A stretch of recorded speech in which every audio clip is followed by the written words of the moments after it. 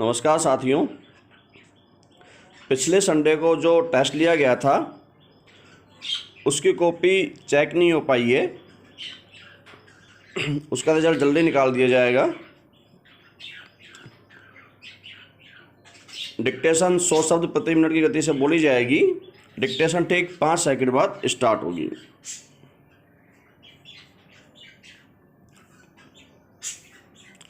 Ready,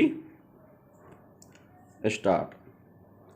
संघवाद सरकार की एक ऐसी व्यवस्था है जिसमें शक्तियों को राष्ट्रीय सरकार और देश की राजनीतिक इकाइयों, राज्य या प्रांत या कैंटन या उन्हें जो भी कहा जाता हो में साझा किया जाता है। विराम। इस व्यवस्था में केंद्र और इकाइयों के बीच बिना सहयोग के कहा जा सकता है कि उस देश की प्रगति और शासन बेहद कठिन हो जाएगा। विराम। यहाँ यह आवश्यक है कि भारत में मौजूद संघ के स्वरूप को समझा जाए। विराम। पैरा। सहयोगी संघवाद की अवधारणा भारत के लिए कोई नई अवधारणा नहीं है। विराम। पुरातन काल से ही भारतीय उपमहाद्वीप में सहयोगी संघवाद पालन किया जाता रहा है। विराम। जिन शासकों ने अपना राज्य पूरे महाद्वीप में फैला दिया था उन्होंने सहयोगी संघवाद की परिकल्पना को ही अपनाया, क्योंकि ऐसे स्थान पर जहां प्राकृतिक तथा सामाजिक विविधता बहुत अधिक थी, ये एक व्यवहारिक अभ्यास था। विराम। प्रजा को राज्य का हिस्सा ही बनाया जा सकता था, परंतु समान तौर तरीकों को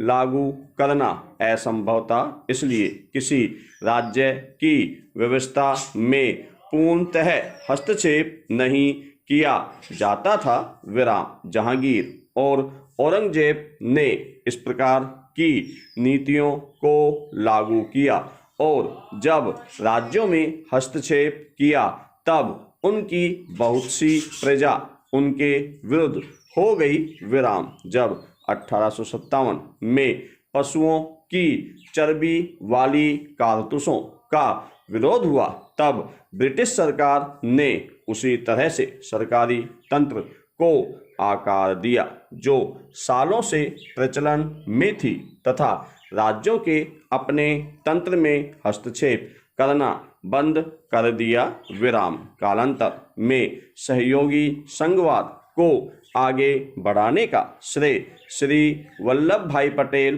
को जाता है। विराम। उन्होंने सफलतापूर्वक 492 छोटे छोटे राज्यों को एक राष्ट्र में सम्मिलित करने का कार्य किया था तथा यह भी सुनिश्चित किया कि भारतीय राष्ट्र की एकता बनी रहे। विराम। पैरा। सहयोगी संघवाद ब्रिटिश सरकार ने 1773 में अपनाया, जब ब्रिटिश सरकार ने ईस्ट इंडिया कंपनी के कार्यों को नियंत्रित करना आरंभ किया, परंतु हस्तक्षेप नहीं किया तथा राज्य का अधिकार भी अपने हाथों में नहीं लिया। विराम। यदि स्वतंत्रता के बाद के दशकों की प्रवृत्ति देखी जाए तो 1950 से 1960 के बीच लोकतांत्रिक रूप से बहुमत की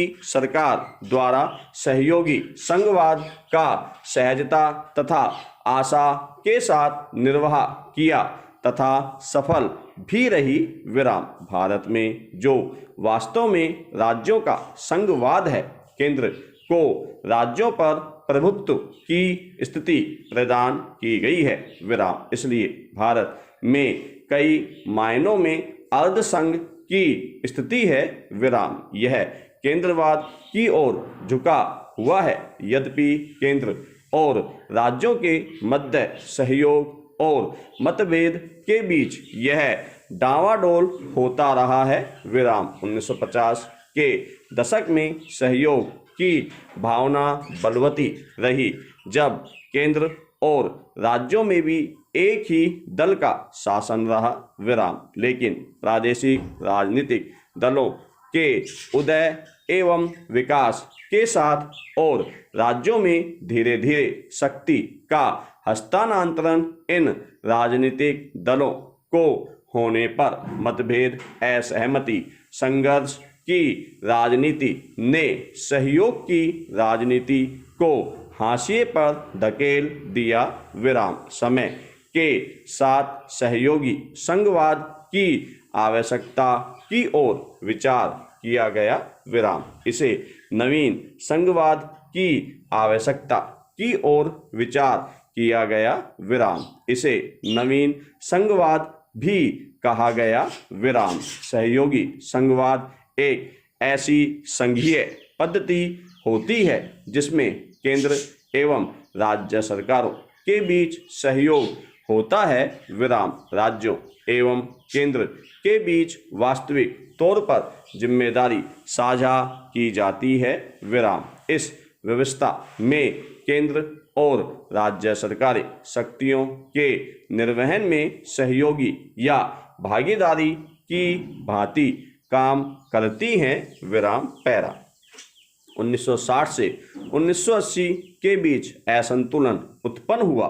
केंद्र सरकार द्वारा अधिकतर अधिकार नियंत्रण में लेने के कारण राज्य सरकारें निर्बल हुई और राज्य तथा केंद्र सरकार के बीच असंतुलन की स्थिति उत्पन्न हो गई, विराम। 90 के दशक में राज्य तथा केंद्रीय सरकारों के मध्य सहयोग का प्रदर्शन हुआ तथा राष्ट्रीय तथा क्षेत्रीय राजनीतिक दलों द्वारा केंद्र सरकार में भागीदारी निभाई गई, विराम। 2000 से लेकर अब तक सहकारी, सहवर्ती, वार्ताकार तथा अवसरवादी प्रवृत्तियां रहीं, विराम। आज के दौर में सरकारों के विभिन्न स्तरों के बीच शक्ति के विभाजन के स्थान पर सहयोग तथा समन्वय की प्रवृत्ति दिखाई पड़ती है, विराम। पैरा भारत के संविधान का अनुच्छेद 1 प्रावधान करता है कि भारत राज्यों का संघ होगा, विराम। संविधान संघ शब्द का उल्लेख नहीं करता अपितु प्राथमिक रूप से प्रकृति में संघीय शासन संरचना प्रदान करता है, विराम। यह संघ एवं राज्यों के लिए पृथक पृथक सरकारों की व्यवस्था करता है, विराम। संघ और राज्यों के बीच विधायी शक्तियों का विभाजन संविधान द्वारा प्रदत्त संघ सूची, राज्य सूची और समवर्ती सूची के अनुसार किया गया है, विराम। पैरा संसद को संघीय सूची पर कानून बनाने की विशिष्ट शक्ति है और इसे समवर्ती सूची पर कानून बनाने की विशिष्ट शक्ति है और इसे समवर्ती सूची के विषय पर कानून बनाने की स्थिति में सर्वोच्चता प्राप्त है। राज्यों को राज्य सूची के विषयों पर कानून बनाने की विशिष्ट शक्ति प्राप्त है, विराम। पैरा भारत का संविधान केंद्र सरकार को कई विषयों पर अधिक शक्ति प्रदान करता है, विराम। उदाहरणार्थ केंद्र सरकार द्वारा राज्य में संवैधानिक तंत्र की विफलता की स्थिति में वहां पर राष्ट्रपति शासन लागू कर सकती है, विराम। केंद्र सरकार राज्यों को संसद द्वारा निर्मित विधि की सुसंगतता को सुनिश्चित करने और इसके अनुपालन का निर्देश दे सकती है, विराम। पैरा सहयोगी संघवाद भारत जैसे विविधता संपन्न देशों के लिए बेहद जरूरी है, विराम। राजस्थान जैसे राज्यों की जरूरतें तमिलनाडु जैसे राज्यों से भिन्न हैं, विराम। योजना आयोग एक संविधानेतर संस्था है, विराम। संघ ने बिना विधान बनाए 1950 में एक योजना आयोग की स्थापना की विराम। इसका उद्देश्य आर्थिक और सामाजिक विकास के लिए एक समेकित पंचवर्षीय योजना बनाना और इस निमित्त संघ की सरकार के लिए सलाहकारी निकाय के रूप में कार्य करना था। विराम। योजना आयोग को नीति आयोग से प्रतिस्थापित कर दिया गया। विराम पैरा। नीति आयोग को भारत में सहकारी संघवाद एवं नीतिगत समन्वय बनाने के लिए स्थापित किया गया है। विराम। नीति आयोग की सफलता पूर्णतः राज्यों की भागीदारी पर निर्भर करती है। विराम। हालांकि नीति आयोग को केंद्र सरकार की संस्था माना जाता है, परंतु राज्यों के मुख्यमंत्री इसकी गवर्निंग काउंसिल का हिस्सा हैं। विराम। नीति आयोग की स्थापना के कारण केंद्र सरकार राज्य सरकारों के विचारों से अवगत होती है, वहीं राज्य सरकारें अपनी अपनी समस्याओं को केंद्र सरकार तक पहुंचा रही है। विराम पैरा।